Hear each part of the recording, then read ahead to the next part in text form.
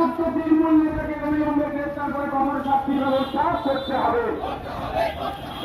AIDSO এবং মহিলা সংগঠন এআইএমএসএস, যুব সংগঠন এআইডিওআই এর পক্ষ থেকে আজকে কোচবিহার রাজপথে আমরা বিক্ষোভ মিছিল সংগঠিত করলাম। আপনারা দেখেছেন সম্প্রতি যে south Calcutta law college, Kolkata বিশ্ববিদ্যালয়ের অন্তর্গত এই কলেজ প্রতিষ্ঠিত কলেজ, সেই কলেজের অভ্যন্তরে, কলেজ ক্যাম্পাসের অভ্যন্তরে ইউনিয়ন রুমে সেখানে এক কলেজ ছাত্রী, ল কলেজ ছাত্রীকে তাকে গণধর্ষণের শিকার হতে হয়। ধর্ষক কারা?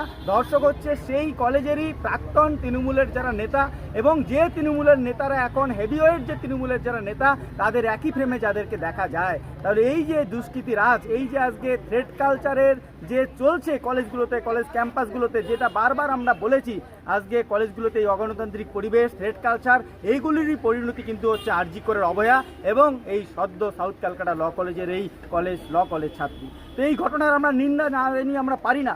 আমরা দোষীদের দৃষ্টান্তমূলক এবং কঠোর শাস্তির ডিমান্ড করছি, এবং পাশাপাশি আমরা যে কথাটা বলতে চাচ্ছি, এই ধর্ষকদের সৃষ্টি কারা করছে? এরা প্রোডাক্ট অব এই টিএমসিপির কালচার, টিএমসিপির যে নোংরা রাজনীতি, তারই প্রোডাক্ট। তাহলে একে আমাদের প্রতিরোধ না করলে কিন্তু আমরা সমাজে সুস্থ সার্বিকভাবে পরিবেশ আমরা পাবো না। এবং দিদি একটু আগে যে কথাটা বলেছেন, সমাজে মদ, জুয়া, সাট্টা তার যে ঢালাও প্রসার করছে, এবং যারা কিনা এই ধর্ষক তাদের আমরা বারে বারে দেখছি তারা পার পেয়ে যাচ্ছে। আরজি করের ঘটনার 11 মাস হলো, তাও এখনো বিচার পেল না।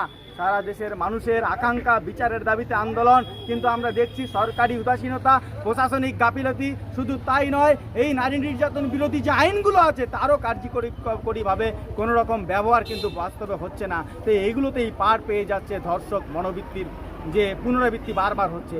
এই ঘটনাকে আমরা ধিক্কার জানাচ্ছি। দোষীদের দৃষ্টান্তমূলক শাস্তির দাবিতে দেশে সমস্ত মানুষ ঐক্যবদ্ধ হয়ে আন্দোলনে নামুন, এই আহ্বান আমরা রাখছি।